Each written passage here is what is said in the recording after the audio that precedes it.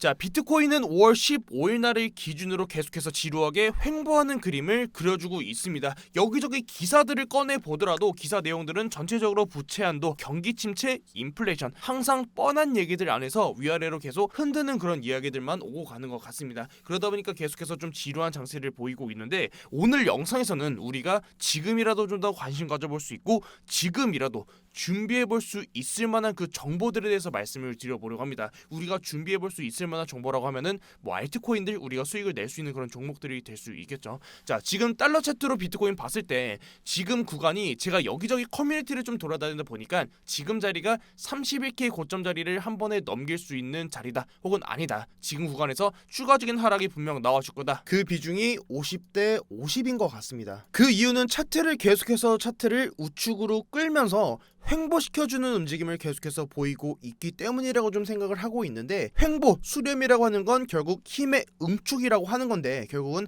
한 방향으로 움직여줬을 때 그 방향이 크게 움직여줄 수 있는 자리이기 때문인 것 같습니다. 당연히 트레이딩은 이 상승과 하락의 50대 50인 확률의 싸움이고, 누가 더 그 방향에 맞는 관점을 갖고 다양한 근거들을 가지고 있었을 때 최대의 수익과 최소의 손실로 나올 수 있는 그 싸움이 되겠죠. 혹은 관점이 틀렸을 때 나에 대해서 오기를 부리는 게 아니라 반대되는 관점을 최대한 빠르게 흡수하고 적용해서 해킹까지 한다면 손실과 수익에 있어서는 정말 베스트인 투자가 될 수 있을 것 같습니다. 그럼 제가 지금 보고 있는 시장의 방향성에 대해서도 여러분들이 궁금하실 텐데, 저의 관점에 대해서 먼저 말씀드리면, 저는 상승보다는 지금은 좀 하락에 대해서 초점을 좀 더 맞춰보고 시장에 좀 대응을 하고 있는 상황이고, 빠진다면 저는 상단을 돌파하는, 자, 지금의 이 자리를 지지를 받고 반등이 나와주기보다는 지금의 채널의 하단부를 깨는 자리서부터, 그때부터 현금 매수 관점으로 시장에 좀 대응을 해볼 예정이고, 자, 그럼 반대되는 포지션에 있어서는 제가 만약에 틀린다면 어디서부터는 좀 관점을 수정하고 다시 봐야 할까. 현재 자리에서 31개부터 내려왔던 지금의 이 상단 추세 라인, 지금의 하락하는 하락 채널의 상단부를 돌파하는 라인부터, 이 자리부터는 31K 고점 자리까지도 충분히 돌파를 해주면서 최대로는 지금의 채널의 상단부 라인까지도 그 고점 자리를 형성할 수 있겠다라는 관점으로 좀 시장을 바라보려고 합니다. 뭐 자세한 비트코인 관점에 대해서는 제가 최근에도 유튜브 영상에서도 계속해서 좀 다뤄드렸기 때문에 최근에 영상을 보시는 걸 좀 권장을 드리겠고, 혹시라도 내용이 좀 중복될 수 있기 때문에 오늘은 좀 최대한 오늘 내용에 좀 집중을 하도록 하겠습니다. 저는 무조건 하락한다라고 하는 사람은 절대 아닙니다. 그러다 보니까 사실 어제 영상에서도 지금 굳이 제 매매 기준에서 매수를 한다라고 하면은 비트코인을 매수해라 라는 말씀을 드렸었고, 그 기준은 현물 적립식 투자에 대해서 말씀을 드렸었죠. 어제 영상에서 중점적으로 다뤄드렸던 게, 지금 보시는 차트가 거래소에서 이 스테이블 코인을 얼마나 보유하고 있는지 그 보유량에 대해서 보여주는 차트이고, 지금 구간에서는 계속해서 21년도에 고점을 형성해주고 스테이블 코인 거래소에서 보유하고 있는 이 현금 비중이 계속해서 떨어지고 있는 상황이다 보니까,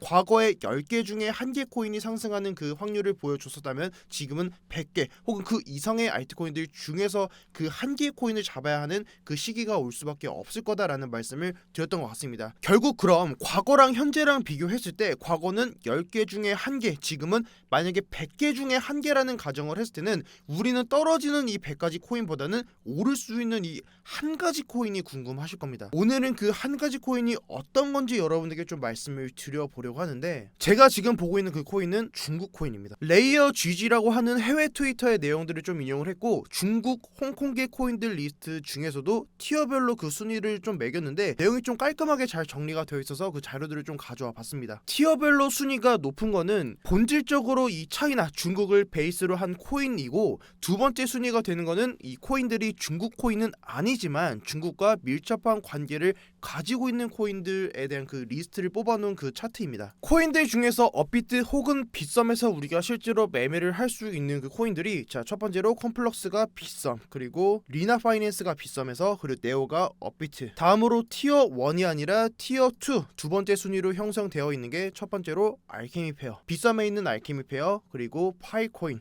온톨로지, IOST, 샌드박스 트론, 이오스, 수이코인입니다. 그럼 지금 이 중국과 관련되어 있는 지금의 이 코인들이 왜 지금 주목을 받고 있는지랑 실제 이 알트코인들 차트들은 어떻게 움직이고 있는지까지 좀 이어서 다뤄보도록 하겠습니다. 우선 과거에 21년도 불장을 끝내고 비트코인에 급락으로 몰아넣었던 건 다름이 아닌 중국이었다는 걸 여러분들도 아마 다 아실 겁니다. 당시에 21년도 5월달에 중국 정부에서는 중국에서 비트코인을 포함한 암호화폐 채굴에 대해서 규제를 하겠다라는 조치를 취했었고, 사실상 중국은 이전부터 암호화폐에 대해서는 부정적인 시선이었지만 본격적으로 그 채굴을 금지하고 단속했던 건 이때가 처음입니다. 지금 보시는 차트는 비트코인 채굴 난이도를 보여주는 차트입니다. 비트코인 채굴 난이도는 비트코인의 실제 가격이랑 정말 밀접한 관계가 있습니다. 당시에 중국에서 채굴을 규제를 했을 때 21년도 5월달이고, 채굴 규제로 인해서 채굴 난이도가 급격하게 하락하면서 비트코인 역시도 큰 하락폭을 보여주었습니다.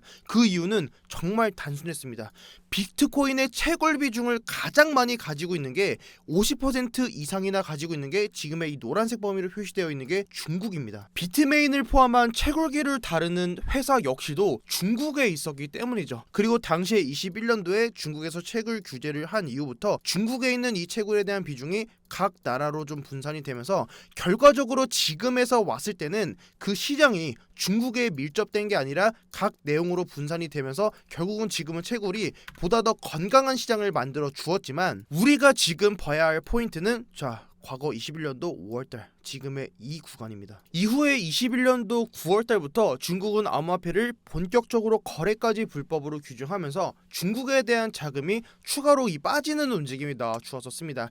당시에는 중국 거래소가 폐지되면 그 물량이 시장을 한 번 더 쏟아낼 거다라는 관점들이 좀 많이 나와줬는데, 이 이야기가 기사에까지 나오면서 폭락장, 사실상 그 당시에는 그 시장에 가장 큰 하락을 줄 수 있는 이슈였죠. 그만큼 중국 자본이 시장을 무너뜨릴 수 있을 만큼의 그 큰 규모를 가지고 있었기 때문이고, 그럼 현재 구간에서 왜 홍콩, 중국 관련된 코인들이 이슈를 받고 있냐? 이번 6월 1일 홍콩에서 정식적으로 시행되는 가상자산 사업자 라이센스인 VASP를 앞두고, 블룸버그 통신에 의하면 홍콩은 암호화폐 소매 트레이딩을 허용하고 6월 1일부터 비트코인 등 주요 코인들을 대상으로 거래를 허용할 수 있겠다는 그 기사가 나와 주었습니다. 홍콩은 중국의 규제를 받고 있기 때문에 홍콩 역시도 암호화폐 거래를 할 수 없는 국가로 속해 있었었고, 저는 이 홍콩을 시작으로 중국 역시도 앞으로는 그 규제가 풀리면서 전체적으로 그 암호화폐 거래를 할 수 있는 그 시장이 분명 열릴 거다, 이렇게 좀 시장을 바라보고 있습니다. 홍콩에서 암호화폐 거래를 할 수 있는 거는 6월 1일부터이고, 그리고 6월 1일부터는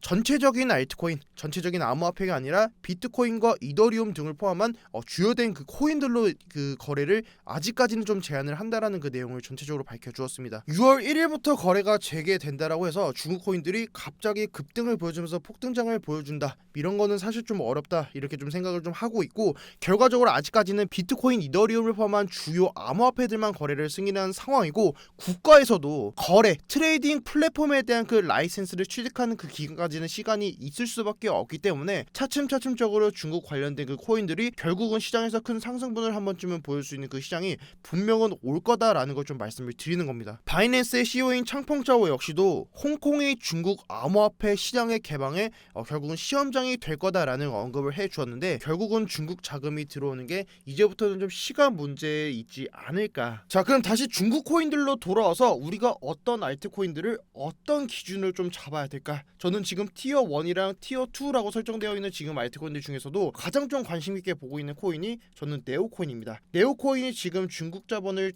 거의 대부분을 가지고 있는 코인이고, 그리고 메이저로 파트너십을 갖고 있는 게 BSN 차이나입니다. 과거 21년도 5월달에 올라왔던 기사인데, 중국 정부의 블록체인 서비스 네트워크 BSN, 이게 세계에 미칠 영향이라고 나왔던 내용이고, BSN이 어떤 거냐면, BSN은 중국의 국가정보센터, 그리고 이들은 국가 네트워크의 개발과 운영을 감독한다. 현재 BSN은 중국에서 BSN은 120여 개의 퍼블릭 시티의 노드를 운영하고 현재 크고 작은 기업과 정부에서 사용하고 있는 그 시스템이라고 합니다. 제가 이전에도 여러분들께 알트코인에 대해서 좀 말씀을 드렸었을 때, 업비트에 있는 알트코인들은 일본 캔들 기준으로 검정색 실선인 21선을 따라간다라는 말씀을 드렸던 적이 있습니다. 결국 업비트 안에서 알트코인들이 큰 추세를 결정짓기 위해서는 21선을 계속해서 딛고 반등하는 그 움직임이 나와줘야 되고, 해당 자리를 이탈하고 내려왔을 때 조정, 그리고 이 자리를 딛고 올려줄 때는 단기적인 반등을 계속해서 보여줬던 큰 추세를 결정지어줄 수 있는 그 자리입니다. 현재 구간에서도 계속해서 저항을 받아주고 있는데, 현재 구간에서도 저는 네오코인 지금 구간에서 매수 잡기에도 저는 괜찮은 단타 구간은 충분히 열려있다, 이렇게 좀 차트를 바라보고 있습니다.